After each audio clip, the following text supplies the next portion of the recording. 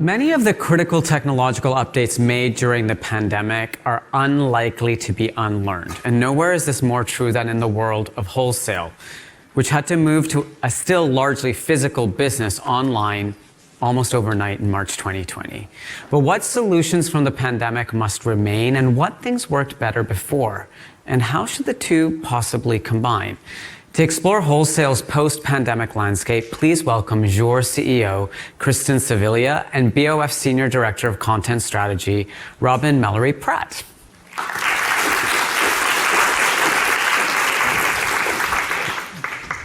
Good afternoon, everyone. Kristin, thank you for being here. Thanks for having me. As Imran just mentioned, wholesale experienced a period of distinct digital transformation at a very accelerated rate as a result of the pandemic. And to put into context the speed of that transformation, Joor now works with over 385,000 retailers, including the Neiman Marcus Group, Dover Street Market, and London's Harrods. It also works with 13,000 or more than 13,000 brands, or brands and businesses as varied as LVMH, A Bathing Ape, and Tory Burch. But before we go into the hybrid future of wholesale, I want to start, perhaps, Kristin, if you could just explain a little bit about what digital wholesale looks like and digital transformation looks like in the wholesale industry and what key features there are. Sure, Robin, thank you. So first, I know this may not be as exciting as TikTok videos and NFTs, but this is where the decision's made on what you're carrying. So without the right assortment, obviously, you're not going to be able to maximize those great fun things. What digital transformation really means in the wholesale space, it starts with a virtual showroom. So this showroom is generally brand driven. They put the content in this. And what the brand is able to do is really show all of their products without the restraints of the walls of a showroom or the trade show booth. And they're also able to enable extended assortments and extended reach, because again, global access is there on these showrooms, and personalization, because logins are matched to the buyer doing the shopping. So whether you're a Neiman Marcus Group or a small business, the assortment or a trade show the showroom you see is matched to you. Now let's talk about the retailer side. Retailers can log into these showrooms 24/7. They can log in from their couch at home, their office, an airplane, and do the shopping on their time for what they need in their stores. And they're seeing a digital view of the assortment. So they're seeing everything available in the market in one place, which I think makes an enormous, as a former buyer at Macy's, I wish I had this back then. It makes an enormous difference in assortment planning, which is what they're doing, visual assortment planning. Then finally, the biggest key features are really related to analytics and the upstream transparency you're able to get from these. Picking up on analytics, when we think about the hybrid future of wholesale, it seems like data is a critically important part that is moving forward and really going to inform how effective retailers can be. Perhaps you could share a little bit about how important data is becoming and how significant a role it plays in the hybrid future of wholesale. Sure. So data is really Joor's secret sauce. It starts very early with real-time data being available from brands to retailers. We're integrated with over 100 ERP systems. We have the images. We have all of the information. That passes to the retailers. But there's more to data than just this passage. And when you really think about it, the data transparency here, I'm getting lost for a second. No, I think it's matching supply and demand. Yeah. Understanding how you can inform assortment not only through instinct, not only through really relying upon your talent as a buyer, but actually be guided. Exactly. Definitely, we don't lose the creativity factor here, that creativity matters. But why wouldn't you use data to inform your decision, not make your decision? If data makes your decision and you only use data, you're going to have very boring assortments. But if data informs your decision, that makes all the difference. And the types of data we're talking about are data that right now buyers are getting from different screens. They're getting sell-through data over here. They're getting trend data from reports on paper or on emails. You really need that all in a single place to make the best decision for your assortments.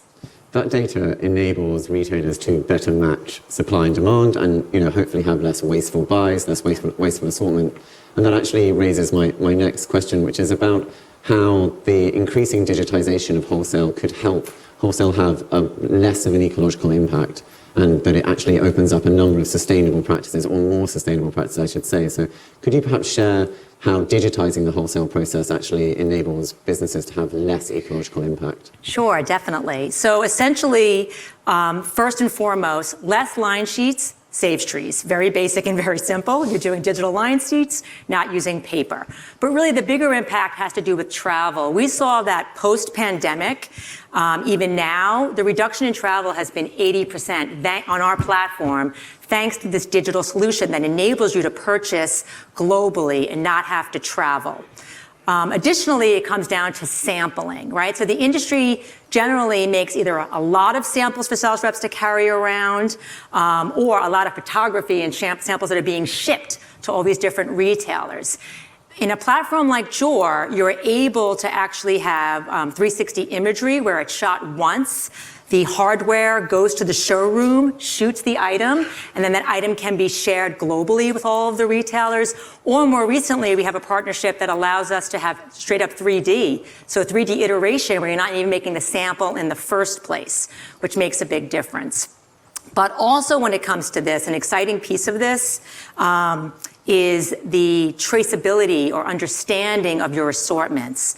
So you hear a lot of these retailers today making these commitments that they're going to have their assortments sustainable by 2025. Yet they then realized, oh my gosh, how are we going to actually prove this out? How are we going to live up to this? And when you think about it, that has to be done upstream when you're buying the products, not when it's already on your selling floor. So Joor is working with select retailers right now to come up with a mechanism, a standardization of what is sustainable, but more importantly, providing the reporting against that so that a buyer can say, great, X% of my assortment is sustainable before it hits your selling floors. I want to think a little bit more further into the future now. When we think about businesses considering how they should invest in their wholesale and, update their attitudes towards the ways that they can make better money and less impactful money through wholesale, how would you advise people to consider the initiatives they should adopt? What do you think is important? And when we were preparing for this conversation, we were talking about the amount of investment that has gone into the front end. Yes. We've seen the e-commerce boom, we've seen arguably there still needs to be more investment in creating slightly more exciting interfaces, but there has certainly been a lion's share of the investment has been front of house. Definitely. I mean, I think almost all the investment has been front of house, if I'm being frank. Everyone has a digital website. We have buy online, pick up in store, buy now, pay later, personalization, magic mirrors. Yet predominantly wholesale buying and selling, and raise hands, is being done on Excel spreadsheets and paper line sheets, right? Right, guys? I'm seeing it.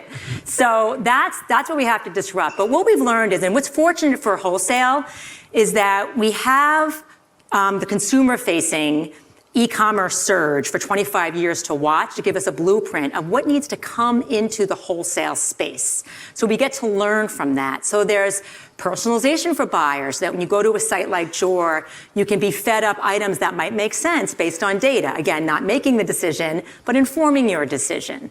So that is what we're seeing. And really where this is landing, and it's not surprising to us, because Joor started out as a mobile-first platform. So pre-pandemic, 75% of our traffic took place on the iPad app in showrooms or at trade shows. So when the pandemic came, overnight, we went 100% digital, and everyone was calling up Joor saying, that virtual showroom you've been trying to sell us for 10 years, how does it work? Train us, help us, and we did. But that sort of swung us the other way, where obviously 100% of traffic was taking place there.